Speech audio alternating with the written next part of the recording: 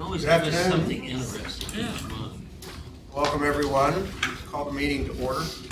First thing, I'd like to recognize Scott Boudreau from the Foundation Board. I guess you're the board president, right? Yes. Well, thanks for being here. Thank you. And then the other thing is immediately after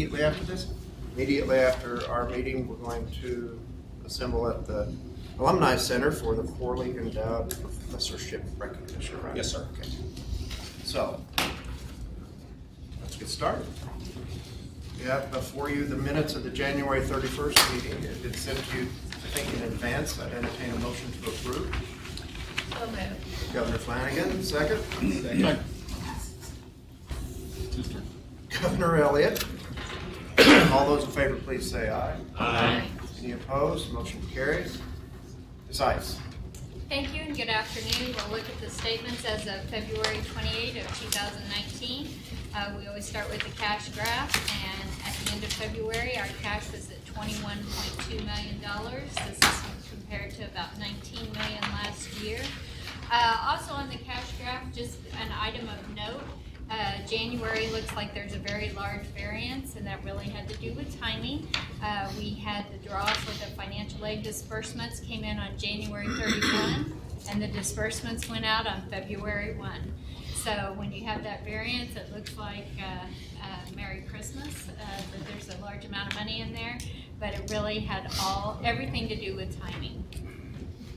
The next thing we take a look at is the statement of net position. We have total assets of $176 million. We have liabilities of $100 million. And that gives us net assets of $76 million. And just an item of note, in the month of March, we make our semi-annual bond payment. And in March, it is an interest-only payment of $600,000. We next move on to the comparative statement of revenues, expenses, and changes in net position. We always look at the difference column, comparing the current year to the prior year. We have total operating revenues that have increased by about $790,000. We have total operating expenses that have increased by $1.5 million.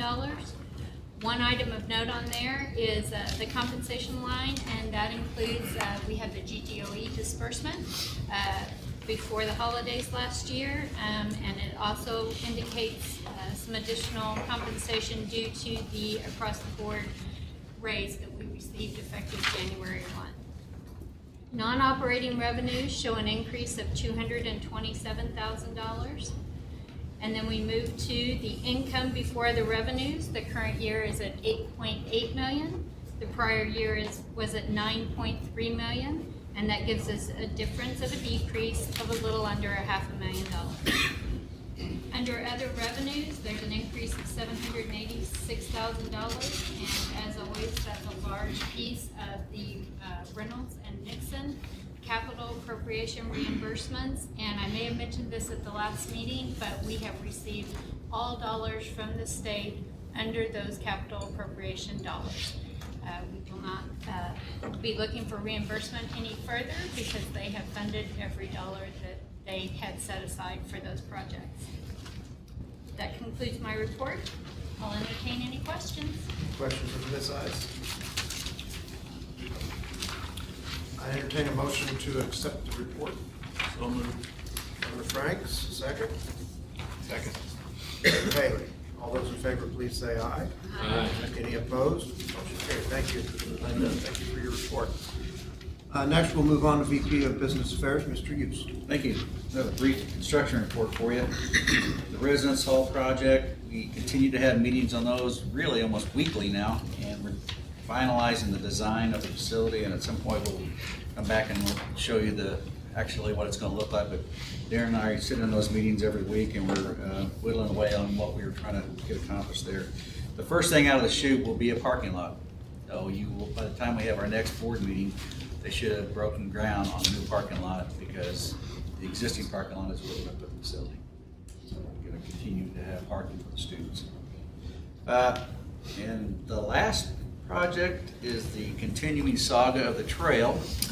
And there is another new development, just to let you know.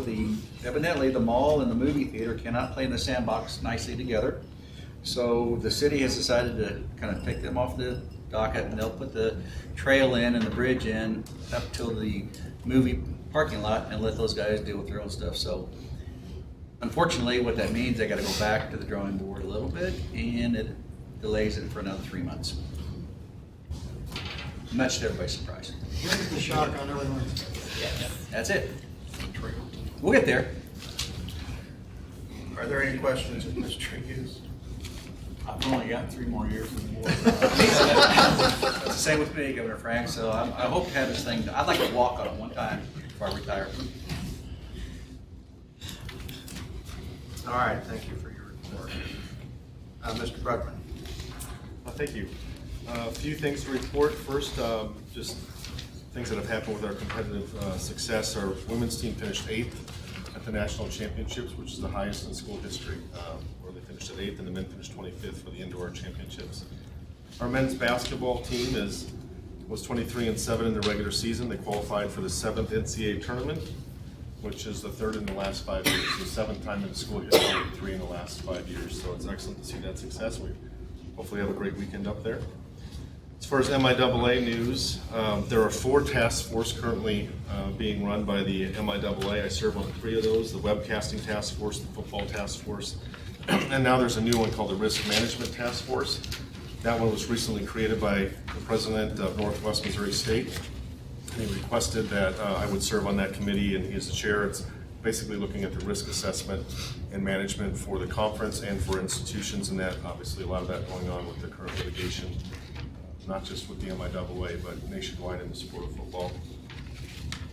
We do have our baseball and softball game promotions that'll be released as far as the activities going on with those. Will be released here this week or early next week for the remainder of the season, so you can see what type of activities will be going on with that. But one thing I do want to mention is April 19th, we'll be playing a game at Joe Becker's, a throwback game, so it's pretty exciting to do that. It's always a great draw, so we look forward to hosting that as well, and it's a relationship with the city when we do that. So we've worked out all the details with the city at this point. We did have MOSO Trivia Night, since we haven't had the chance to talk about that since the last report. So that was on February 5th. It was fantastic. We had over 150 participants in that event. We had a wonderful time. Just a really enjoyable activity, and it generates some revenue that we use across the board in the athletics department to help several initiatives in the department.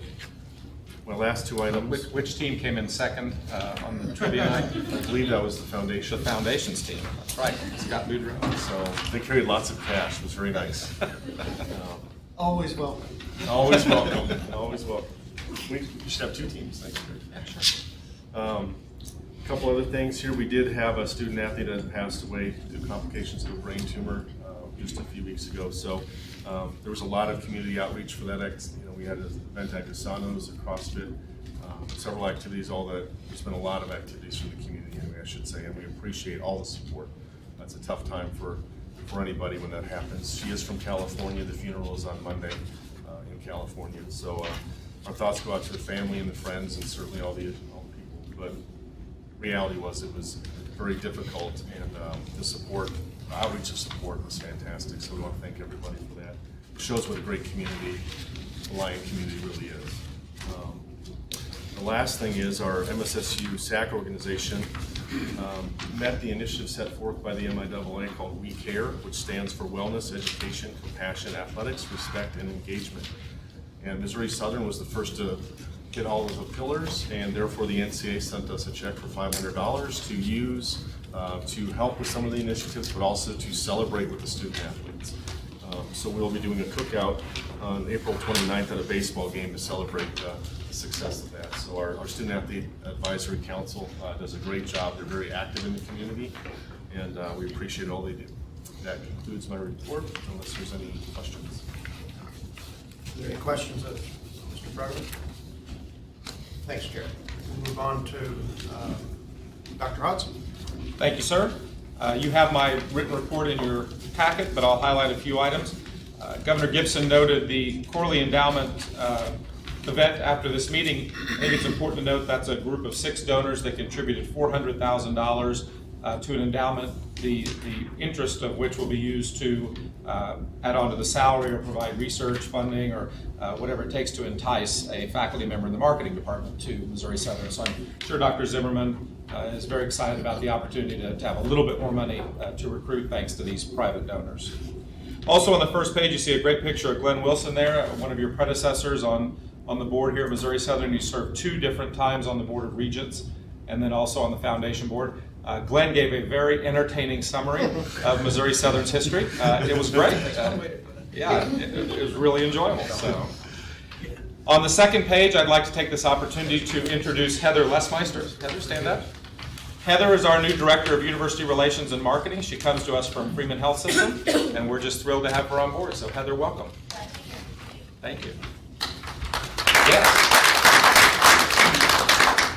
On the third page, there are a couple of items that speak to admissions efforts to fill the top part of the admissions funnel with more applicants. And so the first is the waiver of the application fee for local school districts and Crowder College. That fee is currently $25. It increases to $30 on July 1. But we are waiving that for our feeder school districts, so there is not a financial barrier to a local student putting in an application to Missouri Southern, and that includes Crowder College. And then we have also become a member of what is known as the Common Application. There are 700 colleges and universities across the United States that are members of the Common App. You can see some statistics there. The average Common App student submits 4.5 applications. They can fill out one form and select as many schools as they wish to submit that application. So again, we're trying to feed the top of the admissions funnel to get more applicants, and hopefully when you get to the bottom of the funnel, you have more students enrolled at the institution. So that's an exciting development. And then on the back page, I will make a note that I've talked for 3 years about our efforts to add names to the database. Well, now we're sort of refining that, and you can see a little bit of information there on the last paragraph about our efforts to flag some of those constituents who may be one-time only donors, maybe someone they knew designated Missouri Southern as their memorial gift beneficiary, and they made a one-time gift, but we're sending them the magazine and all types of publications, and so we've gone through and flagged some of those to cut down on the cost of mailing out the magazine 3 times a year. So we always like to add names, but now we're sort of refining our database to be more cost efficient. So, thank you, sir. Any questions of Dr. Hudson? I would like to note in the spring census that Dr. Hudson pointed out we had a 6.4% increase in first-time freshmen, which is very unusual for the spring semester. Do you have any idea of where that came from, or was it just a nice thing to have happen? Well, we have, again, the admission staff out recruiting, and the kudos go to the faculty and the staff that really work hard to get those converted from applicants and to enrollees. And so we can't pinpoint exactly where that happened, but we know that it's a team effort across the board. So The other thing that I'd mentioned is you might want to do a little research and consider whether or not it's worthwhile to waive that application fee for all community college graduates in Missouri. Certainly. I'm not saying to do that, but if it looks like that's something that would benefit us at this point, if, for example, if a student applies from a community college, are they more likely to accept and come on in? Right. If that's a great idea. Like that, then that might be something to consider. I think this next 2 years, as we have this, our full tuition increase hit this fall at this point, watching our enrollment, it's always critical. Wrong. If we get through this next 2 years and kind of hold our enrollment where it is, then our revenue picture really rises a lot. So thank you for the work of everyone involved in this, and I look forward to every effort that you can make. I'll pass that along. Thank you. I'm not familiar with the application to Missouri Southern, so I don't know what it looks like, but those Common App applications have essays. And I didn't know if that's something that we would be reviewing, So because it's more discretionary, the Right. Common App. My understanding is that you can opt out of certain portions of the application to have it more closely mimic your traditional web application, so we would likely opt out of the essay portion of it, since we don't require that for a student on mssu.edu to apply. So we try to make them as close as possible. Any other questions or comments of Dr. Johnson? All right, thank you, Brad. I'll move down now for the provost and VP of academic affairs, Dr. Johnson. Thank you. I'll try to keep my report pretty brief today because we have quite a few academic affairs committee and academic policies issues. But there are just a few things that I wanted to share with you. We just recently celebrated our second annual Literature Lives event. Last year it was the Celebrate Mary Shelley's Frankenstein. This year it was the 300th anniversary of Robinson Crusoe. This has become, in a short time, almost a signature event on our campus. It is interdisciplinary. It involves our students and our community members, stakeholders, engaging in shared reading. It involves bringing all the different disciplines, expertise to bear on the particular topic. And so again, we did have some high school students bring goats, and we did have Ellen didn't know too much about this necessarily before, but we did make pots, and we did make a big bonfire on the oval and fire pit those, just like would have historically been if you were stranded. So it was a very, very exciting event. There are also writing contests that get the community and K-12 students involved. But I bring that up because I wanted to share with you, as part of that, we introduced our 2019 Border Town. It's the annual literary magazine produced by students in our English department.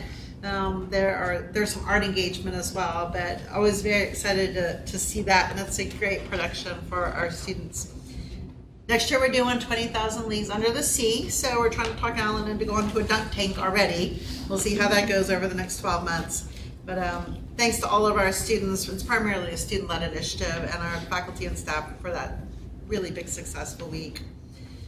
We are beginning the season where we have a lot of students come to campus to participate. A lot of K-12 students come to campus to participate in a variety of different fairs and competitions and so on. We had our first one, National History Day. It grew by over 100 students since last year. We really sort of revamped and upgraded the way it is. And this is the very first time that we are taking the opportunity to subtly but more intentionally recruit students on our campus. So we actually had 10 or 12 departments volunteer, completely unrelated to social science or history, volunteer to host those students on campus tours, showing them some options that they may not be aware of, and some really cool stuff that we think middle and high schoolers who are very high achieving would enjoy. So we had schools from all over Southwest Louisiana. We had over 200 projects that could be collaborative projects, so probably close to 350 teachers, students, and their parents on campus for that day. Our next big one coming up is Science Fair, but we're going to try to take every opportunity to leverage these as an opportunity to recruit students very, very early on. In the Academic Affairs Committee, we talked a little bit about our Missouri Southern Kansas City University Research Consortium that is going magnificently. We conceptualized the initiative in October. There is a lab set up now that is really, it's in our annex, and it is quality of a Research One University lab. There are a lot of new equipment in there that KCU brought over, and we are doing joint projects. We already have our very first joint project that is beginning the IRB process, and then we have a couple more that are close behind. KCU is very, very excited about it. I noted in our committee meeting that when KCU just recently received their reaccreditation from COCA, that was the final report they needed for their expansion to Joplin. One of the things that they indicated was a real strength of Kansas City University generally was the research lab on Missouri Southern's campus and the research partnership that they had developed with Missouri Southern faculty, staff, and students. So we continue to develop. Brad noted in his report that we had a very successful Yours to Lose recruiting season. We're waiting on final numbers to see how many we will recruit, but we continue to have weekly conversations and discussions to look at more ways to leverage our synergies with them. So a very, very productive and positive partnership. You all know that our strategic plan process has been really unique and phenomenal, and we have it there in place now. In January, we asked our campus to identify the goal on retention as one that everyone would universally adopt, and then to identify 3 additional sub-goals that they felt like would be really beneficial for their department to pursue. I wanted to give you an update. We had asked for that to happen by spring break, and for us, our spring break starts on Monday. Is that right? I don't keep great track of the holidays, but starts on Monday, and so we are actually beginning to roll out the process of electronic data collection for these sub-goals and more specifics on tactics and strategies, anticipated timelines, and representatives for those strategic plans. We'll share this with the campus community widely, and we'll track and make sure that we are making progress on that. So I wanted y'all to know that in many ways, the completion of the plan that you all were so integral to is really just the commencement of the specific implementation efforts that we are excited to undertake. And then I believe finally later on in the agenda, there is a line item about requesting your support for extending the Lion Pride to a very unique geographic region that very much aligns with our theme semester for next academic year, and that is Oceania as we have defined here, with the inclusion of a couple of other specific areas. So we've talked about it in Academic Affairs Committee before, talked about it in University Council, a variety of different internal governance venues, but we are going to ask later on the agenda for your specific support of that so that we can move that forward before the fall. Thank you. Are there any questions for Dr. Carson? I would just comment as a reminder, and I know that you all know this, but those goals are for next academic year that we're gathering now Yes. for what's done in the fall. Thank you, Paul. Thank you. Move on to Mr. Fullerton, VP for Student Affairs. A few things you have in front of you there, and you may have seen on the news last night, our Career Services Office partners with the Young Professionals Network of the Chamber, and yesterday was our Dress to Impress event. Many of you are aware of clothing drop-offs, and I want to point this out because that's not what this event is. This event we served almost 400 students yesterday with approximately 116 community leaders volunteering their time. This was an event where the students walked in, and it wasn't just come in, grab some clothing and leave. They actually had personal shoppers with these students because you may have some well-intended volunteers such as myself, and my wife says I am fashionably challenged, which I am, and so thank goodness she helps me. But they had personal shoppers with them that helped them say, yes, that matches, or no, that does not. They had tailors lined up. If someone picked out a suit, a men's suit, which I was talking to a student yesterday that did, and it's too long, but everything else fits. We have tailors that will follow up with them afterward to work on those things. They had jewelry. There were 3 or 4 different tables of jewelry and accessories and earrings that students could pick up. And so, again, you have the list of our sponsoring partners there. Everyone from the Chamber and Young Professionals to Indigo Sky Casino provided all the pipe and drape for private. Most of the meeting rooms on this floor were turned into private dressing rooms with pipe and drape, and then the clothing was all in the ballroom, sorted by size and style. And but what a great opportunity for our students to leave here with professional dress for interviews, prep for the career fair, or that career. And we actually had a handful of alumni coming through as well. But we just want to say thank you to Career Services, Young Professionals Network, but more importantly, thank you for those sponsors and community leaders that gave us their time and effort to make it a better day for our students. In addition to that, very busy day yesterday, the spring graduation expo. And we had approximately 323 students attend that event downstairs. That's where they picked up their cap and gown, military cords, could order graduation announcements, classroom if they chose to, alumni association information, and free cake from the Alumni Association, as well as wrapping up the end of the semester things with the university offices. And so, again, just another outstanding event for our students, and we appreciate all of the faculty and staff that had a role in that event. I want to make you aware of something called Enrollment Confirmation.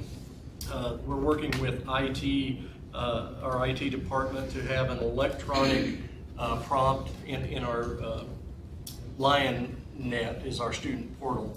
That when a student logs in, it will prompt them to confirm their registration.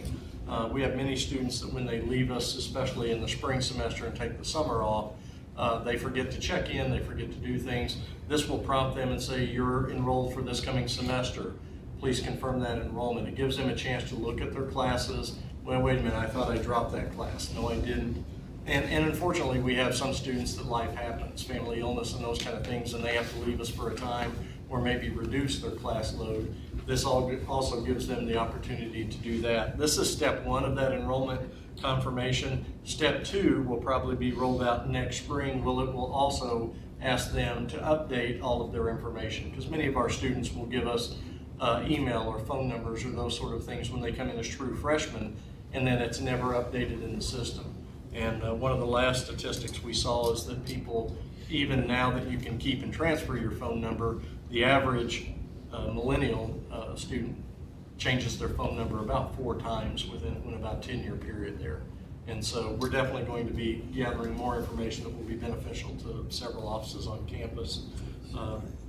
A couple notes, and again, Jared talked about some athletic success there, and I wanted to give a shout out to some of the coaches and the athletic staff. The Student Success Center, just since the start of this semester, has seen 3,200 plus visits between our Greek and athletic students. We know that the Greeks are coming in and getting some support, but 90% of that number plus is probably with athletes. And so again, our athletes are taking advantage of the Student Success Center. That's our tutoring center, the center that provides supplemental instruction and assistance to any student on campus free of charge. And so we are reaching out to different groups.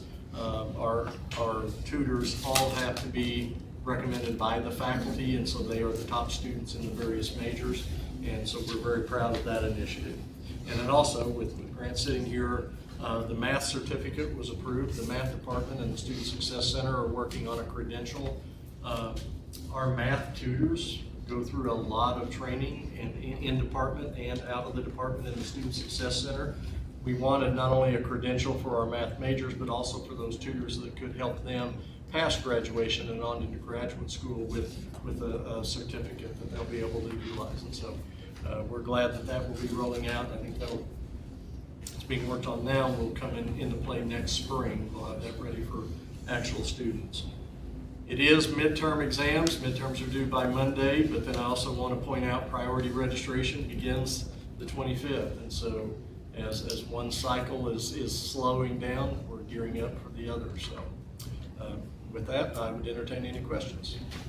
Darren, I have a question on the Student Success Center. How many kids do we have in there that are tutoring, and is that volunteer or is that their job? It is a job, and unfortunately, we just pay minimum wage for those students. But it will vary depending on the semester, on what the availability of students, but then also what the need is. We work with the academic departments to see what the demand is, and there's a demand across the board for a wide variety. So not only just the courses that you would think of, algebra, science, chemistry, those type of things, but medical terminology, pathology. We have tutors in those classes as well.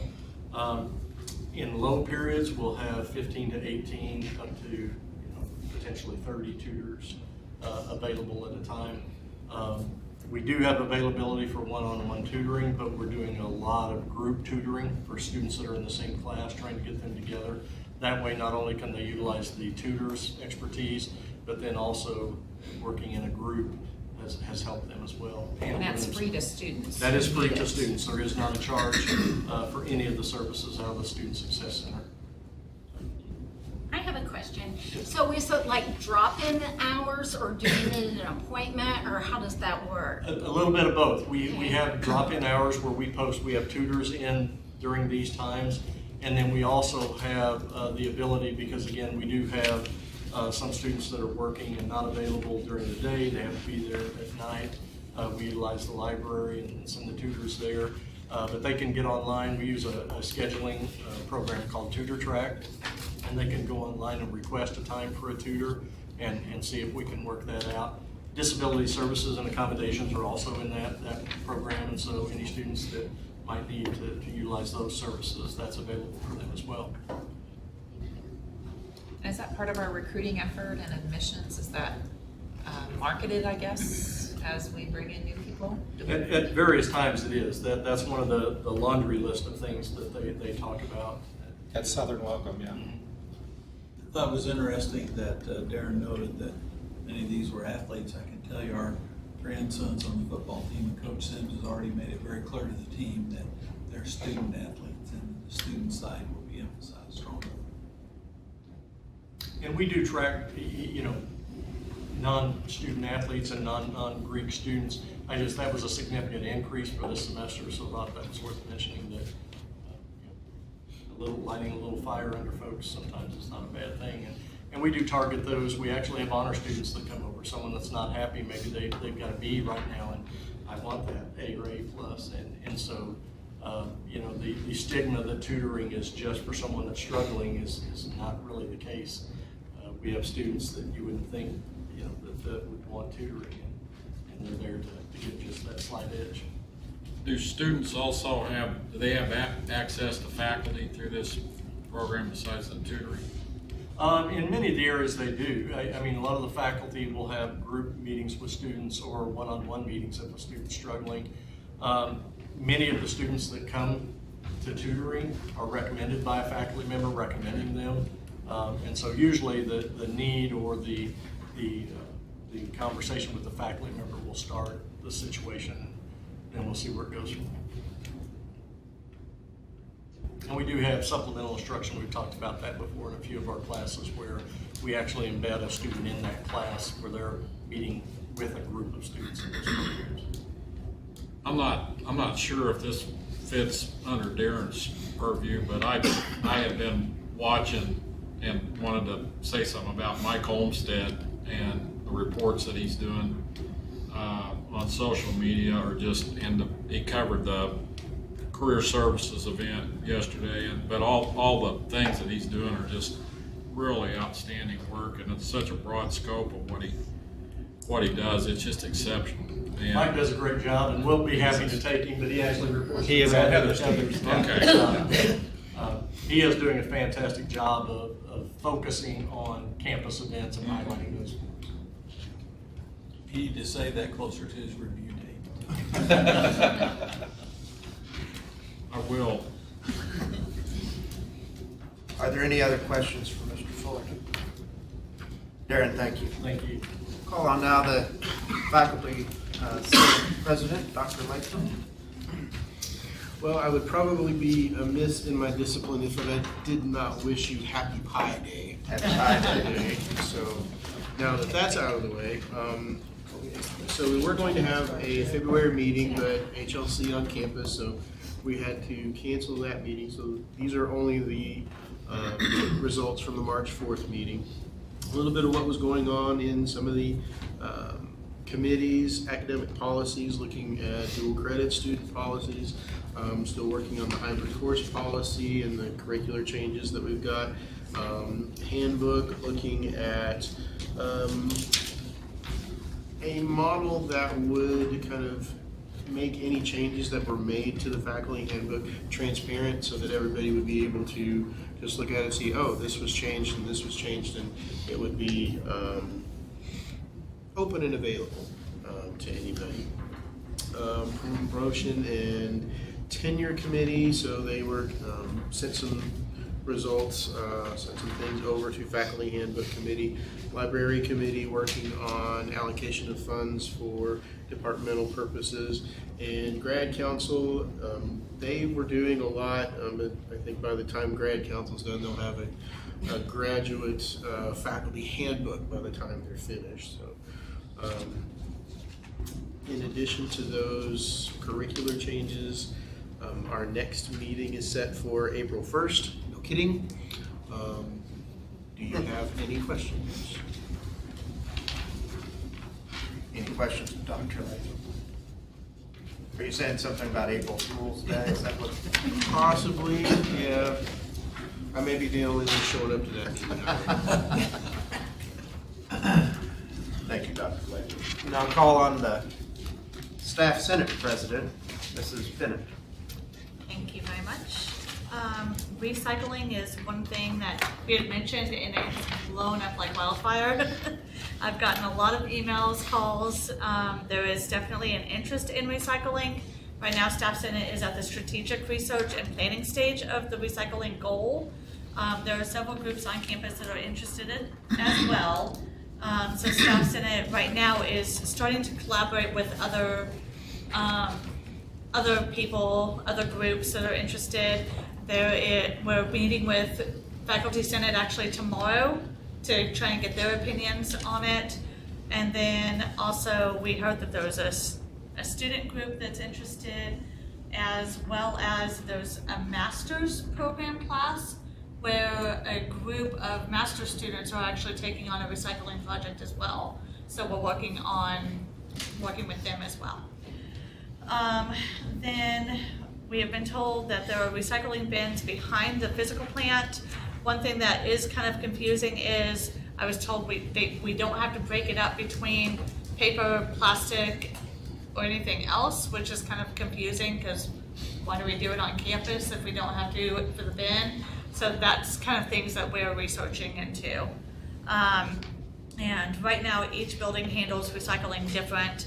Criminal justice, I don't even think we have a recycling anywhere on campus or in our building, but there seems to be a lot more near Billingsley where there's more students there. So we're trying to get a more uniform system across campus.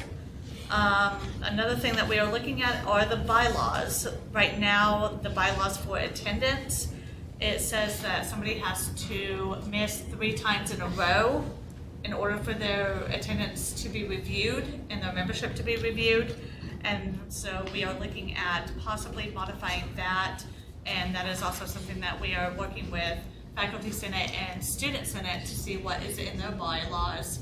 And even talking with them, I've even heard that if there is an attendance policy, there also needs to maybe be a petition policy.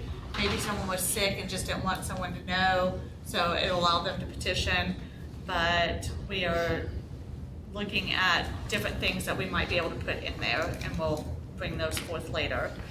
And then also the SharePoint. We recognize the importance of SharePoint and having everything on there, and there is a new SharePoint. We're reviewing everything that is currently on there, and we're going to make sure that the links flow pretty well, because there's a couple of different ways that you can get to the Staff Senate area, and we want to make sure that the committee reports flow really well. We don't want you to go to Staff Senate and then just see a whole bunch of meetings and agenda minutes.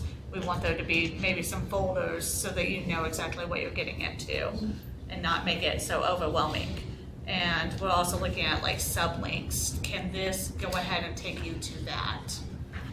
And so we have our communications committee working with IT to get all that taken care of and updated. Elections are coming up, so we're preparing for that. Our Staff Senate term is July through the end of June, so you only have me until the end of June and then I'm gone. And then also we're working on an employee spotlight. We want to emphasize employees across campus, staff, and their departments, and help recognize how they can help students and what that department can do for students. So I think it'll help motivate the staff and that department, but also help students know who they can contact and rely on. And then also donation baskets. There have been 2 groups, Eastmoreland and JACS. I was thinking it was okay, Catholic schools. Okay, they're both having fundraisers, and they've contacted our community service committee. So there's baskets that are being put together. Baseball tickets have already been donated. Thank you very much for that. And we're also adding some MSSU swag. So we encourage departments that would like to contribute to the baskets to represent the different degrees MSSU offers. Please send the donations to Bethany Newsom. Any questions? Questions of Mrs. Bennett? Thank you. Thank you. For your report. So to today we have the Vice President of the Student Senate, Ms. Sarah Schultz. Yes. So I just want to go over a few points real quick. The first, just since the beginning of the fall semester, we have appropriated $24,000 roughly to campus improvements and registered student organizations, and that's just continuing to grow, trying to find like good projects and things to invest in for the future. One of our main points. And then we're also, just as we're trying to be a more eco-friendly campus, and evolving on that, we did appropriate money to fix all the broken water fountains and also add hydration stations to make sure there's some in every single building on campus, so you can easily refill your water bottle. We think that also help people be more inclined to, because sometimes if you just try to like fill it up with a water fountain, it only gets like halfway or it just starts like pouring everywhere. So we thought it'd be more efficient to do that, and since we had the funds to do it and we want to take on the more green approach, we thought it was a good time to start. And also, down in the Lion's Den, we do have banners for clubs on campus, and I'm getting ready to send out an email to add more banners from clubs who didn't get the opportunity last year. You just have to be an RSO for 3 years, and we're going to find the list, and I'm going to go through it, and hopefully we get some more added, and we can just start on that. But that's all I have. All right, thank you. Any questions for Ms. Schultz? I have a question. Do you have a list of the hydration stations? We actually mentioned about those yesterday in our meeting. I can send it to you. Great, anything else? All right, thank you, and thank you for filling in for Mr. Lane. No problem. Thank you for having me. We had meetings this morning of Academic Affairs and the Budget Audit Committee. I'll call on Governor Franks for his report. Thank you, Mr. Chairman. We had a very lengthy meeting, a very informative meeting, and I would mention to you that any of you who have an interest to pursue more information about the KCUMB Research Alliance with Missouri Southern is actually a very compelling report that Dr. Archer provided this morning. You should reach out to her or to Dr. Carson on that. There are 3 issues, 3 recommendations that the committee has made as a result of our meeting today that I'd like to bring forward for full consideration by the board, Mr. Chairman. First of them is the undergraduate certificate. The board recommended approving the entrepreneurial operations certificate. This is, again, our ongoing codification of certificates that our students can have as additional credentials at this point. The second is a change in offering a Bachelor of Applied Sciences in Environmental Health and Safety degree. This is actually an area of specialty for Missouri Southern as well at this point. And the final one is our recommendation of a change in policy of the repetition of courses policy. And this is really simply bringing Missouri Southern's policy in line with what most academic institutions have, wherein if a student chooses to retake a course they've already taken, the grade that will be recorded in terms of calculation of their GPA will be the highest grade. Though frankly, both courses and both results will still be on their transcript at this point. This is the normal policy at other institutions. So the board has made a recommendation, and I would bring that forward. Our committee has made a recommendation for approval by the full board in the form of a motion to approve these 3 actions. Okay, we have a motion by Governor Franks. Do I have a second? Second. Governor Rosenberg. All right, any discussion about I think this is what falls under new business, the academic policies. Is that right, Dr. Carson? I think so. All of the items, if the motions from the committee are taken care of, I'll have no additional items. All right, thank you. Any discussion about the motion? All those in favor, please say aye. Aye. Any opposed? Motion carried. There's an additional item. The committee elected to go ahead and consider the recommendations for promotion and tenure that were made by the institution. You have a copy of those in front of you at this point, and Dr. Marble had the signed off copy put in front of you so that you understood that it had been vetted fully These recommendations were made by the Faculty Promotion and Tenure Committee. They were then vetted by Academic Affairs and Dr. Carson and her staff, and then finally went to President Marble for consideration as well. The committee has voted to recommend the full report here for adoption in terms of both the promotions and the tenure placement. And so with that, I would offer a motion to the chair for approval of the recommendations of the Promotion and Tenure Committee for full approval by the board. Thank you. Is there a second to the motion? Second. Second, Governor Flatt. Any discussion? All those in favor, please say aye. Aye. Any opposed? Motion carries. Thank you, Mr. Chair. Thank you, Governor Flatt. Governor Haley?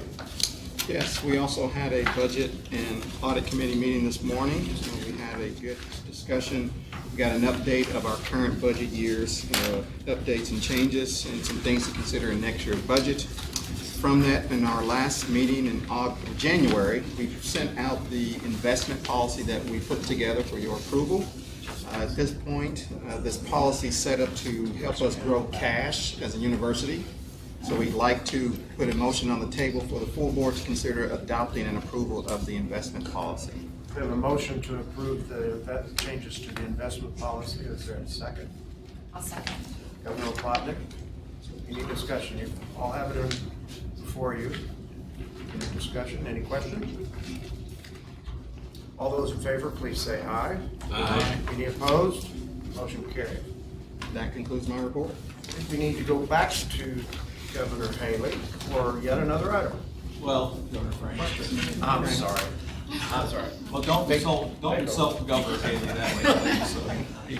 So, I apologize. Governor Frank. yeah, there was an item that we brought up, the administration requested, that was kind of an additional item at this point, but it goes on with along with the promotion and tenure that we've had, that we just approved at this point.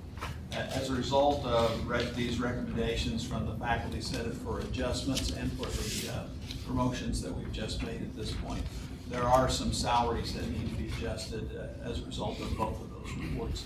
It is not a substantial amount for the university, and the committee offered a recommendation, and I would offer a resolution to the effect that we approve the promotions and salary adjustments identified by the Faculty Senate and it is approved in the promotions at this point, and that the full effect of that would not exceed $30,000 to the university. And the reason for this, just to go one step further, is now that we kind of have fewer meetings at this point, this was just recently vetted and approved. It is a small amount, as you just heard, but if we need to get this in place for contract season, and we don't meet again until June. Yeah. So the result was that to bring this forward, I think the committee felt very comfortably with it, and we voted unanimously to recommend this. And I would offer that motion to the chair. We have a motion. Is there a second to the motion? Second. Second from Governor Rosenberg. Any discussion? All those in favor, please say aye. Aye. Motion carried. Now, any opposed? Motion carried. Thank you, Governor Franks. I believe we are concluding our business from the Academic Affairs Committee at this time. Thank you. And it is strange that they pointed out to me that I missed the raise. All right.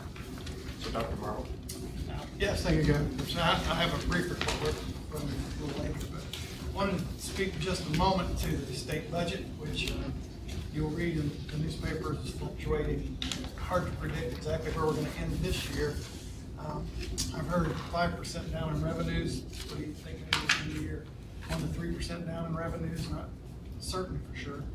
It has something to do with withholding tables that we know were mistaken or erroneous.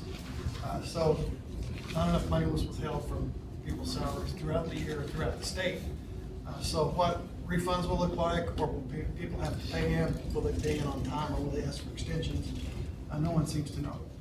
As far as next year goes, the governor, you'll recall, the governor's recommended budget was based on a consensus revenue estimate of a 2% increase. We'll see for sure if that happens or not, but as a reminder, he recommended to hold college and university funding flat, provide $20 million in maintenance and repair, $2 million per university, and $16.3 million in more excels, which we have one proposal in that was on the approval list for $190,000 to become the statewide Center of Excellence for Occupational Health and Safety, which we've talked about before here. We already know there have been some adjustments in the House. The House is recommending $1 million in maintenance and repair. As far as we know, the Senate has really not addressed it yet, so we'll see where that goes. We'll keep working with our delegation and see what we can get done for not only these priorities, but also some priorities we're working on ourselves. You also heard the Higher Learning Commission was here in early February to do the site visit for our accreditation. Next year we don't have the final report yet. Of course, it's too soon, but we will by June, I do suspect. If not soon thereafter, we were very pleased, I think, with the visit. Thought it was very positive. And I'd like to thank the faculty, staff, and students for their participation. They were just outstanding. We heard just great things from the team about how people were so positive and optimistic. The Great Game of Education, I just want to say one quick thing about it, has been nominated for another award.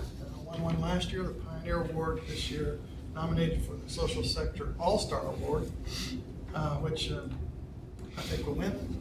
We'll see, but it's another feather in the cap of the Great Game and the people that work so hard to make that a huge success. Lastly, and maybe most importantly, well, absolutely most important, I'd like to thank all of you for your support as Lori has gone through her medical challenges, and appreciate all the cards, letters, flowers, gifts, and earrings, and just your constant support. Thank you all very much. Appreciate it. Any questions of Dr. Marvel? All right. Is there any old business to be brought before the board today? Hearing none, we'll move on to new business. Dr. Carson, I think the first one is taken care of, right? It is, thank you, and thank you all The second so one? much. Yeah, I really appreciate the Academic Affairs Committee and the entire board deliberating the promotion and tenure items. The committee just finalized its work 2 days ago, and the faculty will just be so thankful and relieved not to have to depart campus summer not knowing the disposition of that. So, for the Academic Affairs Committee, it required a lot of last minute adjustments and paper shuffling and rescinding of files, but I thank you all so much on behalf of the faculty. I would echo what Dr. Carson said. We appreciate the committee making the adjustments so late, but it has to do with our change in meeting times, so we'll move back, we'll change our schedule of how, we'll prepare next year. We won't have this kind of last minute rush. So the other item is we are really excited to ask for your formal support of extending the Lion Pride tuition area to Oceania. And this is our American territories, defined as Puerto Rico, Guam, and the U.S. Virgin Islands, Northern Mariana, and American Samoa. Again, we recognize a couple of those from the Atlantic and Caribbean, but we would like to offer it to all American territories as well as the state of Hawaii. We feel these are advantageous geographic regions for us to recruit in. They don't have many formal established institutional partners, and we have some connections in those areas that we feel could result in some really successful recruiting initiatives in those geographic domains. Again, we would like to seek your support for that at this particular time, because next fall our theme semester is Oceania, so addresses a lot of nations, and including those in that region, and so I think it would be very good offering and strengthening for our theme semester if you all were able to look at expansion. Okay, thank you. Governor Franks, I believe this was approved by your committee in January. We heard a report on this. The committee is definitely fully supportive of it. Let me point out two things. One is that these are all American territories that we're dealing with here at this point. Secondarily, there are a whole lot of military families that locate in the territories that we're talking about here at this point. This is a reason why a lot of Americans are in there, and they're very supportive of it. So I think that, in conjunction with the Oceania semester that's coming up next year, it's more than appropriate. The committee was fully supportive of it at this time. So I personally would offer a motion at this point that we approve extending Lion Pride to the designated American territories that are contained in this report. Thank you. Is there a second to the motion? Second. Governor Rosenberg. Any discussion? All those in favor, please say aye. Aye. Any opposed? Motion carries. Thank you. Thank you. Next up is the consideration of NC2A compliance affirmation. Dr. Marble. Yes. I don't need to read each year, so let me get my glasses. This statement reaffirms that a critical component of the athletic department of Southern's mission is to incorporate the NCAA's principles of sportsmanship and ethical conduct into the comprehensive mission of Missouri Southern State University. As a result, I fully endorse the task of the MSSU Athletics Compliance Office to coordinate, monitor, and verify rules compliance with all NCAA, MIAA, and university requirements. A major component of the MSSU Athletics Compliance Office is to educate athletics department staff members, coaches, student athletes, friends of the program, and the institution as a whole on NCAA rules, including NCAA amateurism through a variety of means. As a member of the NCAA, Missouri Southern State University is committed to the principle of institutional control in a manner consistent with the rules and regulations of the NCAA and the MIAA. I'd entertain a motion to approve the compliance affirmation that Dr. Marble has read. So moved. Motion by Governor Plotnick, second. Second. Governor Elliott. Any discussion? All those in favor, please say aye. Aye. Any opposed? Motion carries. All right. As I mentioned at the outset, we have, are we ready over there? Yeah. Okay, so we'll go to the Alumni Center. I would like to draw your attention to the dates at the bottom of the agenda, the new dates for the next academic year for our meetings, September 19, November 20, January 16, March 26, and June 18. And also commencement is the next time we'll all see each other. That's right. I'd entertain a The March meeting, we moved to this spring break. One thing I would mention, Mr. Chairman, is it is quite likely that the June meeting I'll be attending via phone. Just wanted to kind of let everybody know that. We'll have to work on some technology. Good. I'd entertain a motion to adjourn. So moved. Governor Franks, second. Second. Flanagan. All in favor, please say aye. Aye. Any opposed? Stay here.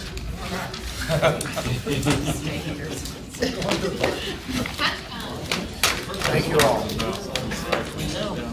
Yeah, that's, there's 6 people.